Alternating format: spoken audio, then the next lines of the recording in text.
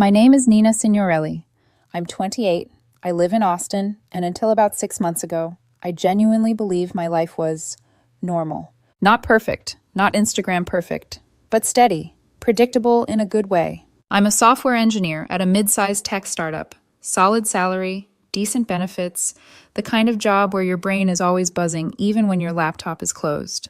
I own my condo, drive a paid-off Tacoma that I refuse to trade in because it's never failed me once, and I go to the gym often enough to convince myself I'm balanced. A very average millennial life. And for 2.5 years, that life included my boyfriend, Mason Hayes. We met through mutual friends at a rooftop bar downtown. String lights, overpriced cocktails, music loud enough that you had to lean in close to talk. Mason had that easy charm that didn't feel rehearsed. He worked in marketing, knew how to talk to people, made me laugh without trying too hard. We clicked fast. For the first 1.5 years, our relationship felt effortless. Weekend trips to Fredericksburg, exploring new BBQ joints around Austin, lazy Sundays binge-watching shows while ordering way too much Thai food and swearing we'd eat clean next week. Mason would come over after work, kick off his shoes, hover around the kitchen while I cooked like he was my emotional support human. He stole my hoodies even though they swallowed him whole. We had a running competition about who could find the weirdest taco place in the city, and I mean weird in the best way. We once drove an hour because a Yelp review said, "Life-changing, don't ask questions." Those were good times, simple times, the kind of times that make you think, okay, this could be real, this could last. Mason was thoughtful in the little ways. He'd surprise me with coffee on mornings when I looked half dead. He laughed at my terrible jokes, even the ones I repeated. He held my hand in public like he was proud to be there. I thought that meant trust. I didn't realize how fragile that trust actually was. The shift didn't start with Mason. It started with his friends. Or more specifically, those friends. Vanessa, Claire, Becca. They'd been Mason's best friends since college, and on the surface, they looked like the kind of women who had it all together. Social media full of brunch photos, inspirational captions, know your worth quotes, and endless posts about boundaries and standards. But spending any real time around them revealed the truth. Vanessa had been divorced twice by 27. She called herself a life coach, which really meant unemployed, but extremely active on Instagram. She charged women hundreds of dollars an hour to tell them their boyfriends were trash. Claire worked in real estate and treated open houses like speed dating events. Then she complained about men never committing, like she wasn't picking them the way you pick clearance items. Becca was a bartender who believed every guy who tipped well was flirting. And yet, all three of them acted like relationship experts. They talked about love like it was a trap, men like they were a defective product, and insecurity like it was intuition. At first, Mason didn't seem affected, but around month 18 of our relationship, things started to change. Girls' nights went from once a month to twice a week, then 3 times. Then suddenly Mason was having lunch with them every day. And every time he came back from hanging out with them, something felt off. Like someone had planted a thought in his head and left it there to grow. The first moment I really noticed it was small, almost laughable. We were sitting on my couch one night, legs tangled, watching a show neither of us was actually paying attention to. My phone buzzed, and I smiled because it was a meme from Sarah, a coworker in accounting who was 55, married, and sent the kind of jokes your aunt would send in a family group chat. Mason paused the show. "Why are you smiling at your phone?" I blinked. "It's a meme." "From who?" I laughed softly, thinking he was joking. "Sarah from accounting." He didn't laugh back. "Why do you have her number?" I stared at him. "Because we work together?" He shrugged, like the answer should have been obvious. "Vanessa says people don't text coworkers unless there's something going on." I waited for the punchline. It never came. That was the first time I felt it, that strange cold twist in my chest. Not anger, not fear. Confusion. Because for over a year, Mason had been secure, calm, normal. Now he was looking at me like I was hiding something. And once it started, it didn't stop. If I mentioned a female coworker by name, Mason suddenly needed details. How old is she? Is she pretty? Do you eat lunch together? If I went to the gym after work, he'd ask why I didn't tell him sooner. Once, I came home with a different brand of deodorant because H-E-B was out of my usual one, and Mason stared at it in my bathroom cabinet like it was a smoking gun. Becca says people only change grooming habits when they're trying to impress someone new. I remember thinking, is this real life? Because it felt so absurd it bordered on parody. Like at any second, someone was going to jump out and yell, Got you! But no one did. What scared me most wasn't the accusations themselves. It was how comfortable Mason was saying them out loud. Like he truly believed I was capable of betraying him, because his friends told him I was. My best friend Tara Whitman had known me since college. Tara could read people in seconds. She lifted heavier than most men at my gym and had zero tolerance for nonsense. When I told her what was happening, we were mid-workout. She stopped mid-rep and just stared at me. "Nina," she said slowly, "those three are poison." I sighed. "They're just loud." "No," she corrected. "They're strategic. They can't stand watching someone have peace. They'll mess with Mason's head until he destroys something good." I wanted to believe Mason was smarter than that. He had a degree, a career, a brain. Surely he could see through their paranoia, right?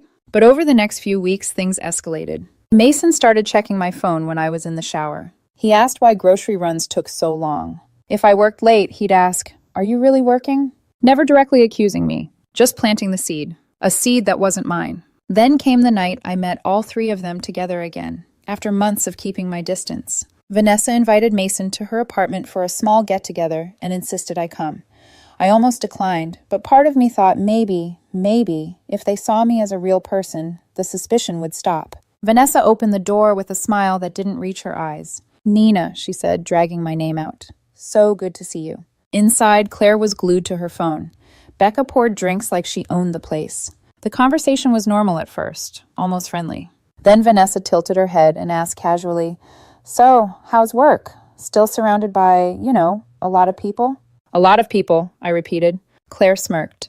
"Mason says you've been staying late more." I glanced at Mason. He didn't correct her. He just watched me. And that's when it hit me. They weren't curious. They were collecting details like evidence. Becca leaned against the counter. "You ever notice how people who are innocent always get defensive?" My jaw tightened. "Defensive about what?" Vanessa laughed lightly. "Relax, we're just talking." But Mason wasn't hearing just talking. He was hearing confirmation. On the drive home, he barely spoke. I tried to make conversation. He answered in one-word responses. Finally, I asked, "What's going on?" "Nothing," he said.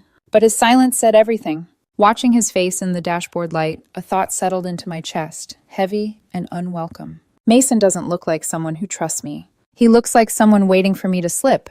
And the cruelest part? I still loved him enough to think I could fix it. I didn't realize I was already being put on trial. And the verdict had nothing to do with the truth. It had everything to do with the story his friends wanted him to believe. If you'd asked me then, I would have told you the worst part wasn't the accusations. It was the anticipation. That constant low-level tension, like living in a house where you're never sure which floorboard is going to creak too loudly and set something off. I started measuring my words without realizing it, editing myself mid-sentence, thinking twice before mentioning anyone's name. That's not how trust is supposed to feel. Around January, my workload ramped up. One of our biggest clients was pushing a full system overhaul, and my manager asked me to take the lead on the back-end integration. High visibility, high pressure, career-defining if it went well. I told Mason everything, showed him the emails, walked him through what the project meant. At first, he was supportive. "I'm proud of you," he said, kissing my forehead one night as I packed my laptop. "You deserve this." I believed him. Then came the girls' night at Vanessa's place. Mason came back around 11, quieter than usual.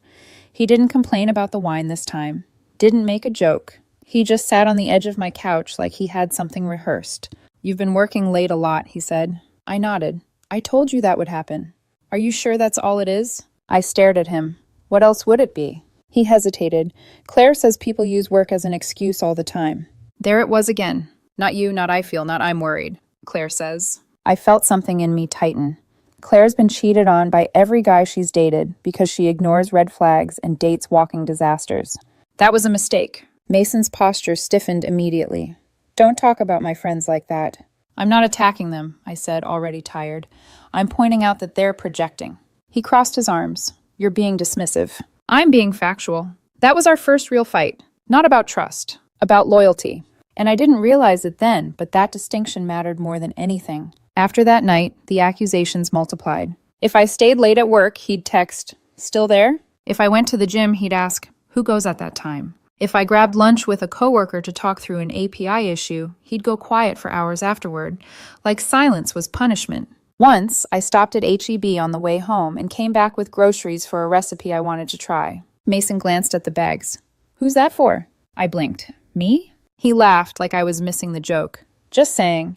Becca thinks when people start cooking new things, it's usually for someone else. I remember standing there, holding a bag of bell peppers, thinking, this can't be my life. The breaking point, the moment my confusion turned into something closer to anger, came over deodorant. I reached for my usual brand one morning and realized I was out. Picked a different one on my next grocery run without thinking twice. That night, Mason stood in my bathroom doorway, holding it. You switched brands. Yes. Why? Because the store didn't have my normal one. He frowned. Becca says... I cut him off. If Becca told you this guy was cheating on you, would you believe her? He didn't laugh. He just looked hurt, like I was the one crossing a line. That's when it hit me. He wasn't embarrassed by how ridiculous this sounded. He was committed to it, and that terrified me. I tried to fix it the way logical people do. I invited Mason to my office, told him he could meet my team, see where I worked, watch me do my job. He declined. I offered to share my work calendar so he could see every meeting I had. He said that felt controlling. I suggested couples counseling. That one really set him off. So now I'm the problem, he snapped. I didn't say that, I said quietly. I'm saying we have a problem. But what he really meant was, he wanted to keep accusing me without risking being proven wrong. Because if he was wrong, then Vanessa was wrong. Claire was wrong. Becca was wrong. And Mason wasn't ready to face what that would mean. I talked to Tara almost every day during that period. She's rewriting reality, Tara said one night over the phone, and Mason's letting her. I love him, I whispered. I know, she said gently, but love doesn't survive interrogation. I started noticing something else too. Mason wasn't just suspicious. He was watching my reactions, my tone, my patience. Like he expected me to crack and reveal something. And the longer I didn't, the more agitated he became. Because innocence doesn't give you the dramatic payoff paranoia promises. It's boring. And boring doesn't validate his friend's worldview. By February, I felt like I was living with a checklist of invisible rules I didn't know. Smile too much? Suspicious. Come home too quiet? Guilty. Defend myself? Proof of lying. Stay calm? Calculated. There was no winning. The worst part? I started doubting myself. Not my loyalty, but my judgment. How did I end up here? How did someone who used to trust me completely turn into this? I kept telling myself it would blow over. That Mason would wake up one day and realize how insane this had gotten. That love would override influence. I didn't realize something crucial. Mason wasn't choosing between truth and lies. He was choosing between me and the people who made him feel righteous in his fear. And he hadn't chosen yet. March was coming, and with it, the moment that would force his hand, whether I was ready or not. March arrived quietly. No warning, no dramatic build-up, just a calendar flip and a feeling in my gut that something was off. That Friday, I was working from home. One of our biggest clients, based in California, had scheduled a video call for the afternoon. It was routine. Quarterly projections, implementation timelines, the usual corporate buzzwords that made you nod like you understood everything, even when you didn't. I was in my home office, headset on, screen shared, walking through data dashboards while 6 tiny boxes stared back at me. My manager, a sales lead, someone from IT, and Melissa, the client liaison. Camera on, professional smile, asking smart questions. About 20 minutes in, I heard the front door open. Mason had a key. He'd sometimes come over early on Fridays if his day wrapped up fast. I didn't think anything of it. I finished the call, wrapped things up, saved the recording, and stood up, stretching my back. I felt good, productive, accomplished. When I stepped into the living room, Mason was sitting on the couch. Not scrolling, not relaxed. Just sitting there, phone in hand, jaw tight. That's when I noticed his expression. Not angry. Not sad. It was smug, like someone who thought they'd finally won. Hey, I said lightly. Didn't know you were coming by. I leaned in to kiss him. He pulled back. Don't. I froze. What's wrong? I know everything, he said, crossing his arms. I literally saw it with my own eyes. My stomach dropped. Saw what? You've been cheating on me. The words hit the room like broken glass. I blinked. What? With her, he snapped, pointing toward my office. The woman on your computer. For a second, I honestly thought he was joking. Then I realized he wasn't. Mason, I said slowly, I was on a work call. I saw her, he shot back, voice rising. You had a one-on-one video call with another woman. Don't gaslight me. It took a moment for it to click. Melissa, the client. That was a meeting, I said, keeping my voice calm through sheer force of will. There were 6 people on that call. My boss was there. Sales was there. It was there. It's literally recorded. Why would you have a private video call with another woman if you weren't cheating? He demanded. It wasn't private, I said, incredulous. And even if it were, that's my job. People work with other people. That's how employment works. He shook his head like I was missing something obvious. I knew it, he said quietly. Vanessa said this would happen. There it was. The script. I felt something in me go very still. You can check the recording, I said. You can check the invite. I'll call my manager right now if you want. He'll explain the whole meeting. I don't need to see anything, Mason said, standing up. I've seen enough. That sentence hurt more than the accusation. After 2.5 years, I said, my voice barely above a whisper, you won't even look at the proof? You're defensive, he snapped. That's a red flag. I laughed. Not because it was funny. Because it was unreal. So what do you want me to do? I asked. What evidence would satisfy you? He grabbed his jacket. We're done. Just like that. No discussion, no verification, no conversation. He decided I was guilty because he saw a woman's face on my screen during a work call. Mason, wait, I said, following him to the door. Don't, he cut me off. I can't believe I wasted 2.5 years on you. Vanessa warned me. Claire warned me. Becca warned me. He slammed the door so hard my neighbor's dog started barking. I stood there for a long time. Not crying, not screaming. Just standing. 10 minutes passed before I moved. I sat on my couch and stared at the blank TV screen like it might explain what just happened. Then I called Tara. She dumped me, I said when she answered. What? Tara said. Why?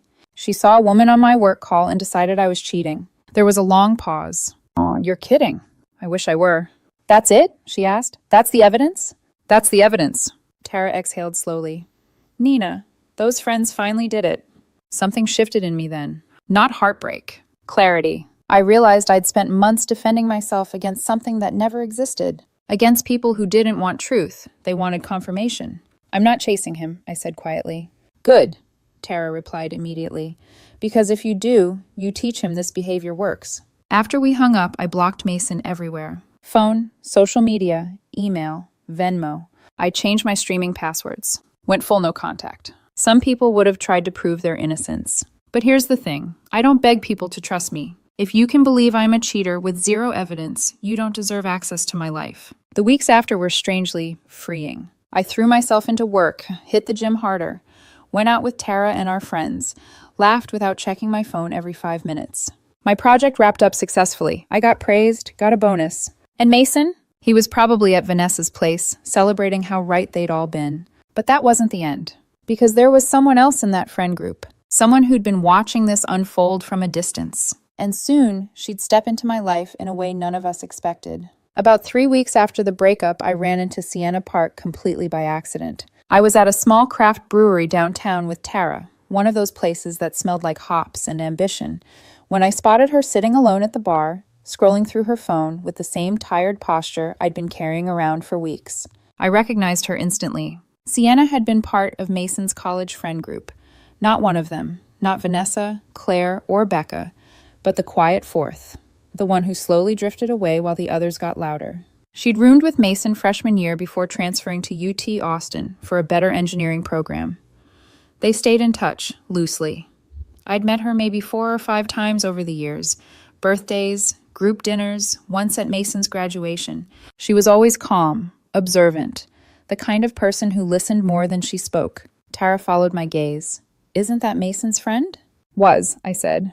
You gonna say hi? I hesitated, then shrugged. Why not? I grabbed my drink and walked over. Sienna? She looked up, eyes widening slightly before softening into a smile. Nina, hey. Didn't expect to see you here. Yeah, she said, half smiling. Waiting on food, killing time. How are you? I asked. She paused. Honestly, she said quietly, I've been better. I raised an eyebrow. Mason told you what happened? She made air quotes. His version. I exhaled. Let me guess. I cheated. With someone from work, she said flatly. Which is ridiculous. I blinked. You believe me? She snorted. Nina, I work in tech. I'm on video calls all day. If that's cheating, everyone I know is in a polycule. That caught me off guard. I laughed. Actually laughed. I tried to tell him, she continued, for months. I told him Vanessa was poisoning his head. He wouldn't hear it. That sounds about right. That's why I stopped hanging out with them, she said. I did over a year ago. They're exhausting. Her food arrived then, breaking the tension. I'm here with Tara, I said, nodding toward our table, if you want to join us. Sienna hesitated for half a second, then smiled. Yeah, I'd like that. That night felt easy in a way I hadn't realized I'd been craving. No walking on eggshells, no subtext, no suspicion hiding behind questions. Tara liked Sienna instantly. Finally, she said after Sienna excused herself to the restroom, someone from that group with a functioning brain. Over wings and drinks, Sienna told us about her own breakup a few months earlier, an ex who'd actually cheated. With receipts, messages, lies, the whole thing. That's what real cheating looks like, she said calmly. Evidence, patterns, not a woman's face on a Zoom call. I nodded, something settling in my chest. We exchanged numbers that night, not flirtatiously, not secretly, just naturally. After that, we started texting, memes, work stories, dumb jokes about bugs in code that ruined our days. A week later, Tara threw a small get-together and told me to invite whoever I wanted. So I invited Sienna. She showed up in jeans, sneakers, and a UT shirt, holding a six-pack like she belonged there. No drama, no performance. She just fit. At one point, Tara leaned over and whispered, "She's solid." I agreed. Still, I wasn't looking to date. I was enjoying the quiet, the peace, the absence of interrogation. But over the next few weeks, Sienna and I kept crossing paths. Lunches turned into long conversations, tech meetups, a Longhorns game where she knew every play and trash-talked like a pro. One night, she came over to help me debug a side project I'd been working on, a fitness app I was building for fun. Hours passed, laptops everywhere, energy drinks piling up. Then she leaned back and snapped her fingers. "Found it." I stared at my screen. "You're kidding." She grinned. "Nope, race condition in your async calls." I laughed, louder than I meant to, and she did a little victory spin in my living room. "We make a good team," she said. Something clicked. Not fireworks. Not chaos. Just rightness. 2 weeks later, I asked her out properly. Dinner, candles, no ambiguity. She smiled over her glass. "I was wondering when you'd ask." "I didn't want to complicate things," I admitted. She nodded. "I get that, but I'm glad you did." We kept it quiet at first, not out of guilt, but protection. We were building something fragile, and we both knew the moment Mason found out, the storm would come. We just didn't know how violent it would be. We'd been officially dating for about 6 weeks when Mason found out. Not because we posted anything, not because we wanted attention. Because chaos has a way of sniffing out peace. It happened at a tech networking event downtown. One of those things people pretend to enjoy because it feels productive. Sienna was speaking on a panel about women in engineering. I went to support her, sat near the back, proud in that quiet way you don't announce. Neither of us knew Mason would be there. Apparently, he hadn't attended one of those events in over a year. According to Sienna, he'd lost interest in professional development. But that night he showed up. Sienna spotted him first. Her shoulders stiffened just slightly.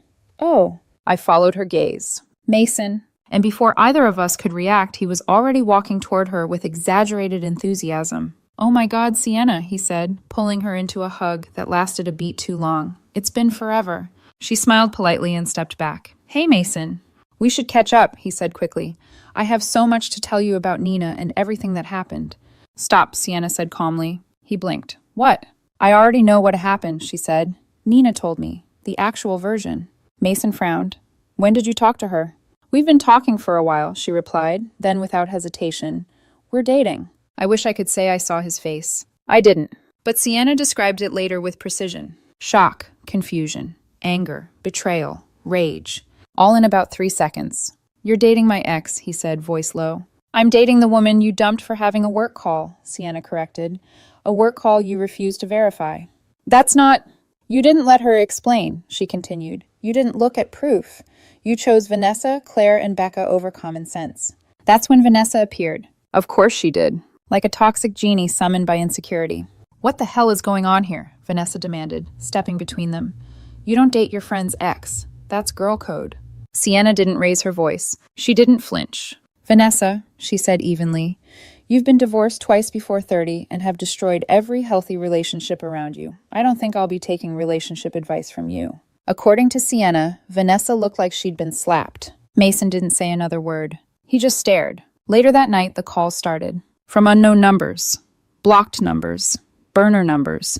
I didn't answer. Then Tara texted me screenshots. Vanessa calling me a manipulator, Claire calling me a predator, Becca saying I'd planned this all along. I felt nothing. For the first time in months, I wasn't defending myself. I was done explaining reality to people who preferred fantasy. Sienna and I went public a few days later. Just one photo, us smiling. No caption. The comments were immediate. Snake emojis, skull emojis, passive-aggressive nonsense. We ignored it. The real explosion came a week later. It was a Tuesday night, around 10 p.m. Sienna and I were on her couch, half watching a movie, when her phone buzzed with a ring notification. Her face drained of color. "It's Mason!" I stood up immediately. "Don't open it." But he was already yelling through the door. "Sienna, I know you're in there. We need to talk." She opened the door with the chain still on. "Mason, it's late. What do you want?" "I want you to break up with her," he said, voice cracking. "She's my ex. This is wrong."